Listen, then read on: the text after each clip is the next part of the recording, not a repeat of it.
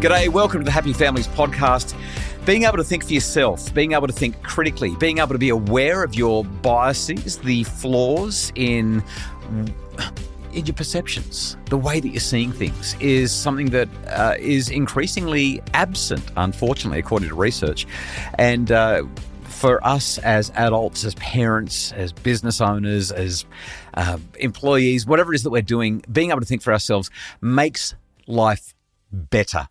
All too often, we just act as repeaters. We just say what we've heard somebody else say because it sounded intelligent, and therefore we think if we say what they're saying, then we must be intelligent because they seemed intelligent when they said it. And is that really working for us in the age of social media? In fact, in the age of AI, I would argue that it's a bit of a concern. Today, a special guest on the Happy Families podcast, Michael Parker. Michael is an author. He's written a couple of books, including one that's on my bookshelves. And he's the headmaster of Newington College in Sydney. I'm going to talk to him in just a sec about his brand new book called Thinking for Yourself. I have no doubt this will be provocative, helpful for us as adults, but also helpful for us in our conversations with our children as they are increasingly told not how to think, but what to think. Stay with us. That's coming up next. Hi, welcome to the Happy Families podcast, real parenting solutions every day on Australia's most downloaded parenting podcast. My name is Dr. Justin Coulson, and today I'm joined by Michael Parker. Michael is the headmaster at Newington College in Sydney. He has a master's degree in teaching philosophy to children and is the author of 8 books. Before being at Newington, he was also the headmaster of Oxley College in the Southern Highlands of New South Wales, and it's a real delight to have you with me today. Michael, thanks for being here. It's a pleasure. Thank you very much for having me. So I want to start off with this idea of thinking for yourself. Where did the idea come from? Why did you decide that a book about it needed to be written? Is this because of what you're seeing in schools? Is it because of the conversations that you're having with, Newington has been in the news recently because a lot of adults are convinced that Newington shouldn't go through a transition that it's about to go through. Yes. Where did this come from? In one sense, it came about sort of 7 or 8 years ago where we were looking at, it was a combination of social media. It was looking at the way in which people were getting more and more extreme. A lot of people in the world getting more and more extreme in their views, and it just seemed harder for people to be able to talk to each other, harder for people to be able to rationalise, harder to be able to think the other side. So we just thought, let's put together all the stuff that makes up good thinking. It's almost like a bit of a recipe book, and you've got all those ingredients there. You can learn about them. You can understand they only take a couple of minutes to take in each, and you mix them all around. I don't know if every person the flavour or the taste is going to be the same, but at least everybody goes, this is what good thinking looks like. So it'll help you make a decision. It'll help me be able to talk to my kids. It'll be able to help have those conversations with my kids, and make good decisions as well. So that's where it came from. Michael, we live in a culture that really rewards individualism. In other words, being able to think for yourself. There are other cultures that are extremely collectivist and reward conformity. Both have their advantages, both have their disadvantages. What I'm curious about is this. What is our education system rewarding right now? Conformity or critical thinking? I think a lot of education says it rewards individuality, and it rewards the individual response and the thing that comes out of discussion. Yeah, I do think in the general system there's still a lot of we know what we want to read at the end, and we know what we want you to produce, and we know what a good essay looks like, and so on and so on. So I think that the aspiration to be very, very individualist is more than what ends up happening at the other end. Thinking about what you're just saying now, Michael, I'm reminded of something that I often say when I'm running my presentations, and that is that one of the most valuable skills we can give to our children is the ability to stand in front of an audience and prosecute an argument, to be able to stand up and argue their point of view and to do it effectively. I'm not arguing that debate should be compulsory in school, although I think that it probably would be kind of handy if more kids knew how to do that. But that capacity to do so, thinking, said Henry Ford, is one of the hardest things there is to do, which is probably why so few people do it. That's paraphrased. Yeah. But if you're going to argue that we've got to be able to think for ourselves, which is what the book is about, to me that means that we've got to be able to – you can't think well if you can't write well and can't speak well, because writing and speaking demand a degree of specificity and articulation. That means your thinking has to be clear. Yes.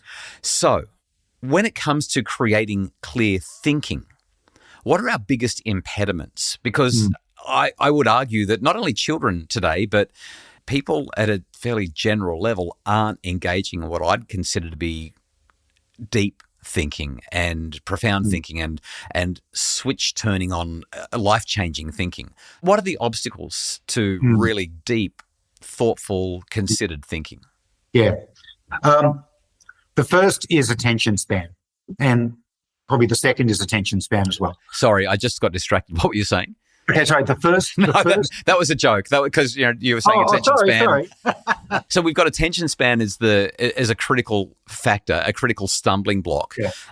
It's funny you say that. I know that there are others that you're going to mention as challenges to deep thinking and thinking for yourself and critical thinking. But I don't know if you saw or not, but recently, John Byrne Murdoch from the Financial Times published a fascinating analysis of a study out of America. It's called the Understanding America study. And what he found is that in the youngest generations at the moment, that is our 16 to 39-year-olds. So we're talking about our Gen Zs. It will certainly be a Gen Alpha thing, although they weren't included in the study. But our Gen Zs and our millennials have seen a drop in conscientiousness over the last 10 years that is by magnitudes greater than anything else. An increase in emotional instability, otherwise known as neuroticism. They've seen a drop in agreeableness, a drop in extroversion, and they've seen distraction and carelessness rising exponentially. Perseverance has fallen through the floor. So when I think about what you've just described as the critical first barrier to deep thinking, to thinking for yourself, what I'm really hearing is that attention span, that capacity to just focus on one thing. You look at all the data seems to be pointing in the same direction. That is that first key thing is just it's not there anymore. Yeah. We've starved the kids of it, and my wife and co-author Fiona works with kids at university for 2 hours at a go, and says her biggest job is to get them to attend and to stay focused and to stay with it for hours, because that is the biggest skill areas. And of course, all of society is sending the opposite messages. We cut things up smaller and smaller. YouTube videos instead of TV, then 5-second things for doom scrolling. I actually sat behind somebody in a train yesterday and did a bit of I just did a count of how long she spent on each screen, and it was an average of 1.5 seconds. Wow. And this was like dozens of screens going by. And so if your leisure time is atomized like that, funnily enough, if as teachers and parents we accept it and we don't stretch that attention and go, we've all got to chop it up into smaller and smaller bits and, dice it and blend it and whatever, then again, they're not getting it from us. And as a result, you can't do the harder thinking, because as you were saying, thinking can be hard. Yeah. And so you've got to be able to sit there and do it for a good period of time. There's another great quote, I think it's Bernard Russell. He said, most people would rather die than think. In fact, they do. Wow. Yeah. I was speaking to a school teacher just the other day who said that a student had commented that sometimes class is so boring that he just wants to swipe up to the next screen. The next teacher. Yeah, that's right. Just swipe up, next teacher.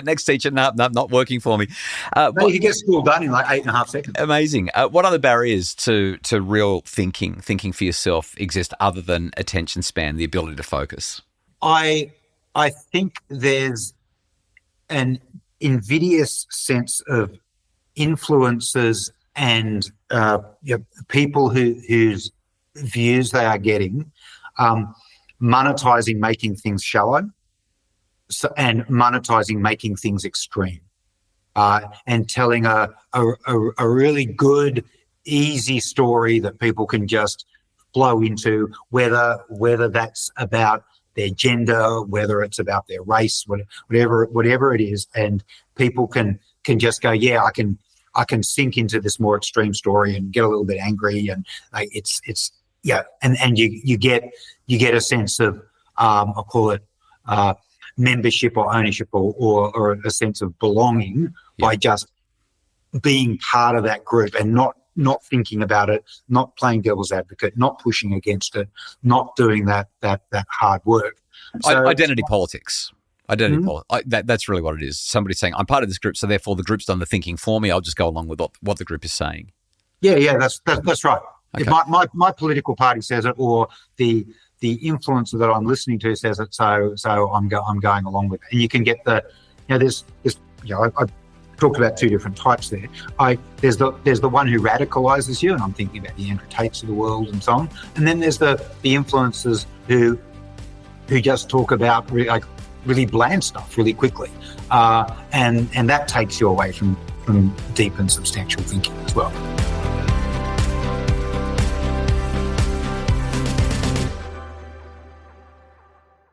I'm talking to Michael Parker. Michael is the head of Newington College and has written a brand new book called Thinking for Yourself, very much focused on critical thinking.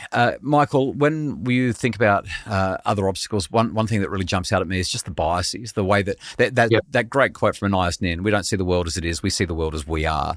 Tell me about the biases, or the one bias to rule them all. If there was one bias that really impacted our thinking and our ability to think critically, what would be the one that stands out to you as most impactful, the one that's the greatest obstacle? The most impactful one is probably confirmation bias. Yeah. I was hoping you'd say that confirms everything that I believed. So excellent. Right. So you were right the whole time. I was right all the way. That's right. So and I've got to be careful with it. If there's an idea that comes from a political party that I'm more aligned with, I go, that's a great idea. And if I hear the same idea from the political party I agree with less, I go, I don't know about that one. Yeah, what's their agenda? What are they getting at here? Why are they saying that? I love it. Once you've got a position, as I think a lot of people know, you accumulate more data and more things to confirm that story.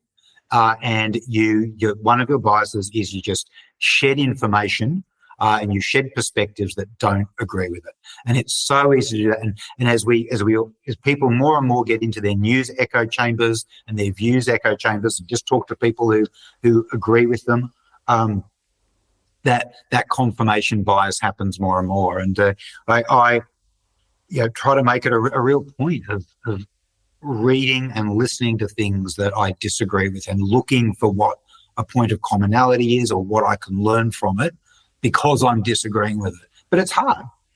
It really is. It's not the most interesting bias, though. I can tell you about the most interesting one later. Well, let's do that one now, because then I want to step into a lightning round. And lightning rounds aren't known for provoking the deepest of thinking, but they can certainly lead to provocative answers. What do you think is the most interesting bias? And then we'll do the lightning round. Probably it's peak end bias, where the last part of your experience takes on much more relevance or importance in your head than the first part. But it's the way they found this out that was the most bizarre. They did, it was decades ago. The researchers did colonoscopy experiments. They got two groups. Yeah. Do you know this? I do. It's a terrible. I mean, they don't do colonoscopies this way anymore, thank goodness. No. But it's a real pain in the butt, this story. But tell it anyway. The story is, back in the days when it was much more painful, they got the control group and they just did the colonoscopy for about 8 minutes. And then they got and it was quite painful, and they got people to chart their pain from 1 to 10.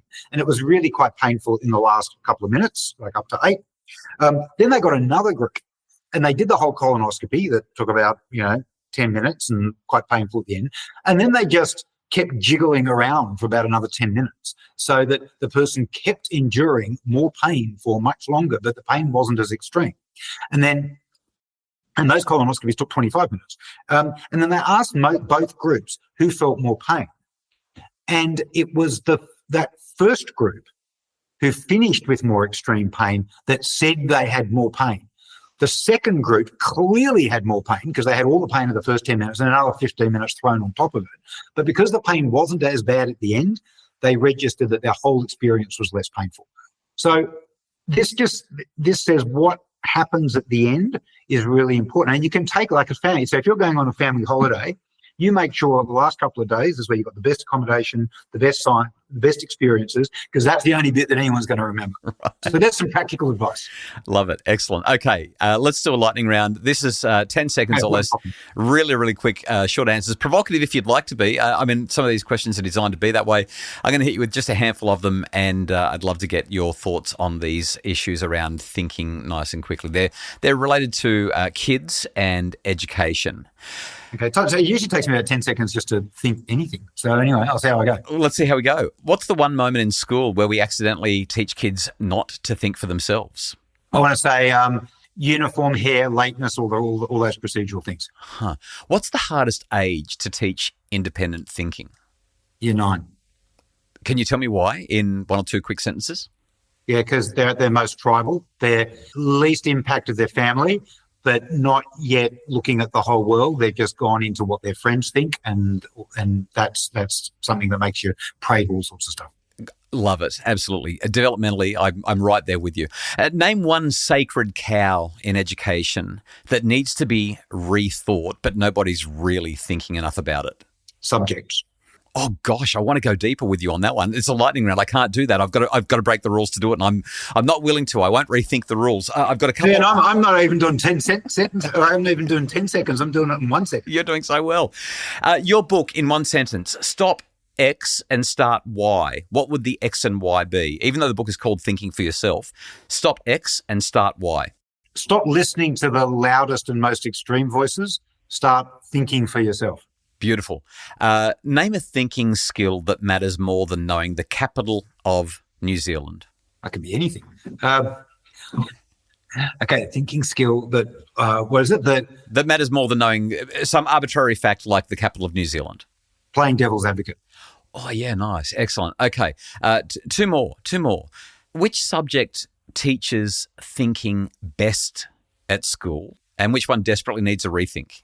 Philosophy is easily the best one. Uh-huh. And hardly any schools are offering philosophy.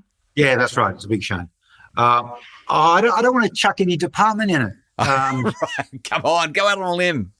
What needs a rethink? Maths. You walk into a classroom. This is the last one. You walk into a classroom. I feel really bad. I really like our maths department, all our maths teachers. You walk into a classroom. What's the one thing that you look for that tells you that kids are actually thinking? They're listening to each other. Interesting. The book is called Thinking for Yourself. The book is by Michael Parker and his wife, Fiona Morrison. Michael, let's wrap this up with one last, what I hope is a thoughtful question. AI in schools. Yep. Technology generally, but especially the explosion of AI in schools. Disaster for thinking or opportunity for thinking? In an ideal world, I think AI offers enormous potential speed efficiencies. But given the banalities and laziness of people, it is, I think, going to end up being an overwhelmingly in education a problematic or even negative phenomenon, because all of the things that you do in things like, if I can use an essay as an example. Yeah. The things that AI offers to do, it doesn't say, I'll write your whole essay for you, although it does that too. But you can get really legitimate things that say, let me help you get some ideas for this. Let me help brainstorm with you. And then it says, let me put together a first draft. Let me get together some writing. Yes, so you do that. Let me order your thoughts for you. So it does that. Let me help edit all your thoughts. So it does it. Get the final polished draft. And then the grammar and whatever. And so bit by bit, it has done the whole thing, and it's got all these sort of nice names like Copilot and stuff, which makes you feel like you're still in control. But really, it has done the whole thing, and we've sort of tacitly said, "Yep, that's okay," or it's not so problematic for it to do that. And I think that you do that, often enough, and you're not learning. The kids aren't learning the skills. At least as adults, we got to do it, and so. If we get it to, write a paragraph for us, at least we've written thousands of paragraphs. The kids are learning it, and they'll never learn it. All they'll get is AI will do the task for them, and I keep thinking it's like Tetris blocks, like all the bits of thinking. They're like closed Tetris blocks. So you know how to move them around, but you don't know what's in any of the boxes. You don't know what the thinking is or how to do that thinking. So I am very concerned about the impact of AI on education. I accept and agree that its individualization and its potential to be a coach and so on can get all sorts of kids in different, less advantaged educational environments. It can give them a huge turbo boost because they've got all that attention for the first time. But I've got a lot of concern. So what do you think? Yeah, thanks for asking. Michael, there are two things that stand out to me. The first is this. What is the purpose of education? If education is about getting the outcome, having the essay written, then AI is fantastic. But I don't see that as the purpose of education. I see the purpose of education as helping children to learn how to think, learn how to structure, learn how to collect resources, learn how to collate ideas, learn how to brainstorm, learn how to do that, because that will make them more effective. Your book is called Thinking for Yourself. That will help them to think for themselves. AI does not facilitate thinking for yourself. And the second thought that I have is in line with what the big tech industrial complex has done for the last 20 years in Australia.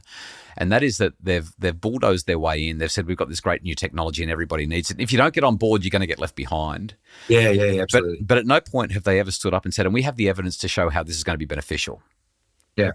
And right now, I just don't see any evidence that there's benefit to it other than getting outcomes faster. But that's not the purpose of education. Education is not about getting out. I mean, it is eventually, but it's about thinking for yourself to get the outcomes. I mean, when the teacher sets the essay, what are the causes of World War II? Yeah. It's not like they're sitting around waiting for you to let them know what the causes of World War II are. They already know. They know that. They want you to figure it out. Yeah. They want to see how you're going with it and you're figuring out. And if you get AI or whatever to do it, you haven't done what the task was meant to do, which was get you to chew it out yourself.